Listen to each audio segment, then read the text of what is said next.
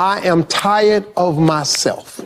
When you say I'm sick and tired of being sick and tired, that's the facilitator of change. That's when you're ready to say these words, no more excuses.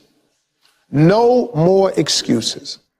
I've never met a person who was not successful that didn't have a great amount of self-discipline within their life. Self-discipline and being able to perform and being able to the force often hidden that can make or break those aspirations. That force is self-discipline. Deadlines is essential to success. None of us can afford to have a life that is controlled by someone else, or a life that is basically controlled by our emotions. I learned many years ago that there are two kinds of people. There's the type of person who says, I'm going to wait till I feel like it before I do it. People live lives and then there's of quiet a person who says, I've got to desperation. do it so that I feel like it. One will never get anything done because they're still waiting to feel the moment to move. And the other person says, no, I need to move, and then I will begin to feel the moment. Sonia, self-discipline is essential in your life and in my life if we're going to get things done. So I have a challenge for every one of you this weekend. The challenge is simple. As you go through your weekend, and sometimes it's kind of hopefully an easier time of your week, ask yourself, am I practicing self-discipline in my life? Am I doing the things that I should do because I need to do them, or am I kind of waiting to feel the moment? If you don't know this quote, live by it. One can have no smaller or greater mastery than mastery over oneself. That's Da Vinci. Da Vinci did amazing things with his life. I wanted to do equally amazing things with mine. And if that's the game that we're playing, if I can construct my belief system, if I can choose at any moment to believe something that's more empowering than I was believing the moment before, and that will actually find its way into my actions, allow me to do things that I couldn't do the moment before, then it's like that moment in The Matrix where Neo realizes he knows Kung Fu. And that's like, as funny as that is, that's how I think about life. To me, the very fundamental purpose of life is to find out how many skills I can acquire that have utility, and then put that utility to the test in service of something greater than myself. Stop comparing yourself to others. So the first thing you do is stop focusing on other people. Instead, focus on being the best version of you that you can. Then you'll recognize that you deserve to sit at the big table with everybody else after you become the best that you can be. Now, once you've accepted that you have as much right to success and much right to succeed as anybody else, the next step is learning how to talk the talk. You have to get fluent in the language of success so you speak it with ease. Surround yourself with people who've accomplished their dreams and immerse yourself in the culture of achievement. The ideal situation for a man or woman to die is to have family members praying with them as they cross over. He said, but imagine, if you will, being on your deathbed and standing around your bed, the ghost of the dreams, the ideas, the abilities, the talents given to you by life, and that you, for whatever reason, you never went after that dream. You never acted on those ideas. You never used those talents. You never used those gifts. And there they are standing around your bed looking at you with large angry eyes saying, we came to you and only you could have given us life. And now we must die with you forever. And the question is, if you died today, what dreams, what ideas, what talents, what books, what music, what leadership, what voice will die with you? Miles Monroe, great orator and speaker, said the wealthiest place on the planet, it's not in the Far East where there's oil in the ground. It's not in South Africa where there are diamond mines. He said the wealthiest place on the planet is the cemetery. Because there you'll find greatness that we've never seen. There you'll find talent and genius and potential never actualized. Perhaps that's why Henry David Thoreau wrote the words, "Oh God, to reach the point of death, only to realize that you've never lived." Maybe that's why some unknown writer wrote the words, "What if you live your whole life only to discover that it was wrong? That it was wrong. That you were chosen to do something else and you didn't do it." Repeat after me, please. Live full. Die empty.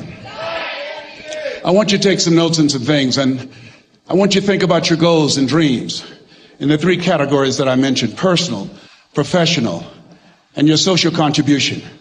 How many of you are serious about your goals and dreams? Raise your hands, please.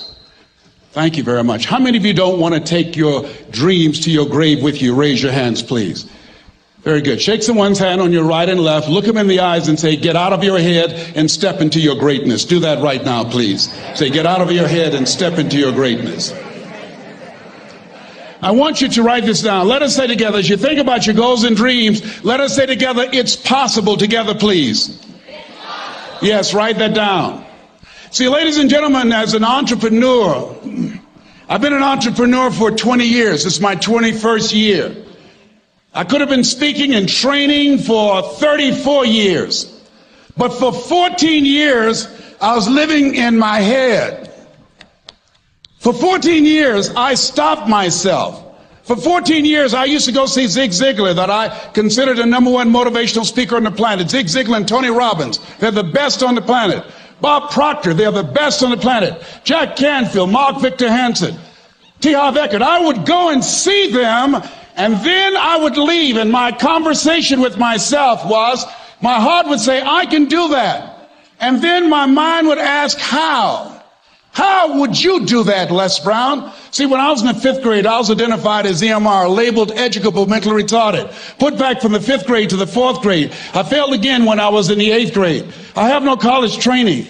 And a man changed my life, and I'll never forget his name, Mr. Leroy Washington. He's in his 80s now, and he's blind from glaucoma, but he gave me a different vision of myself. I was in his class waiting on another student. He came in and said, "Young man, go to the board and work this problem out for me." I said, "Oh, sir, I can't do that." He said, "Why not?" I said, I'm not one of your students." He said, "Look at me." "Yes, sir.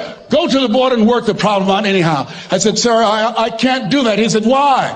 I said, "Sir, because I'm educable, mentally retarded, sir. I'm in special education." And the students started laughing. They said, "That's Leslie. That's not Wesley. He's DT. Wesley is the smart twin." He said, "What does DT stand for?" I said, I'm the dumb twin, sir." And as the students laughed at me, he came from behind his desk, he looked at me and he said, "Don't you ever say that again. Someone's opinion of you does not have to become your reality."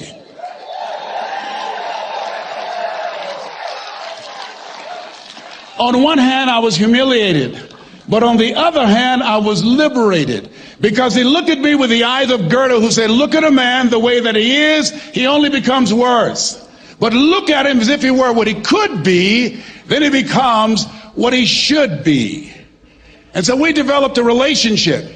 And one of the things that I can just tell you as you think about your goals and dreams, all of us can say in a spirit of integrity that it's possible.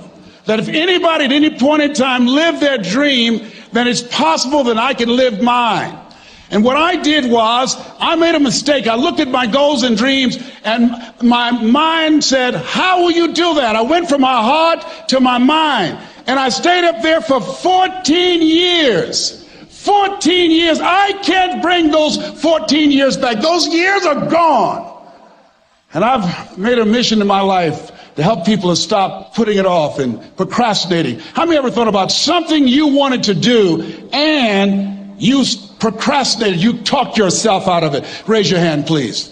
There's a proverb that says, if there's no enemy within, the enemy outside can do us no harm.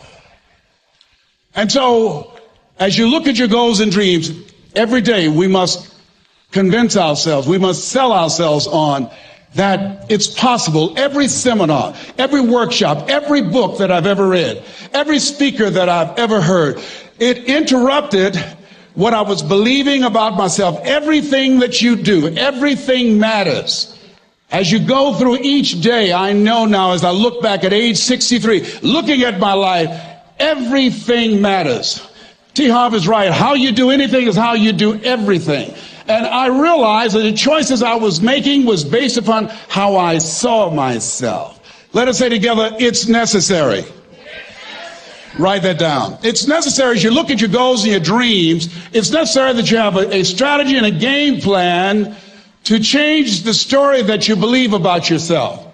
And that's an ongoing process. I've discovered, and many people have, that what we do, what we accomplish, what we produce is a result of the story we believe about ourselves. My favorite book says, "Be ye not conformed to this world, be ye transformed by the renewing of your mind." And so as I began to work on myself, I realized that I'm getting out of one story and stepping into another story. As I become aware of some things, there's still some things I'm not aware of. So I'm still growing, I'm still developing. I'm like the lady who said, "Lord, I ain't what I want to be, ain't what I'm going to be, but thank God I sure ain't what I was." But I realize that you have to work on yourself on a regular basis, and write this down, for mental mindset. For mental mindset and stamina. Because things are going to happen to you. I believe that the reason that most people go to their graves with their talents and abilities and skills in them is because of the fact, number one, many are like me. They didn't know that they didn't know and thought they knew. I thought I knew myself, and I really didn't know myself as well as I thought. I've discovered that sometimes people can take you to a place within yourself that you can't go by yourself. The other reason is I was afraid. I never worked for a major corporation. I wanted to speak for corporations. I was afraid I would be exposed because I don't have a college education. I felt inferior because of the fact that I don't have a college education. I allowed that level of fear of failure to stop me. And because I never had any experience in it, I assumed that I could not do it. I was paralyzing myself by believing and assuming the limited part of myself as opposed to believing that I had something special. You have something special. There's something you want to do. Because you don't know how to do it doesn't mean that you can't learn. I like something that I heard. You don't have to be great to get started, but you have to get started to be great.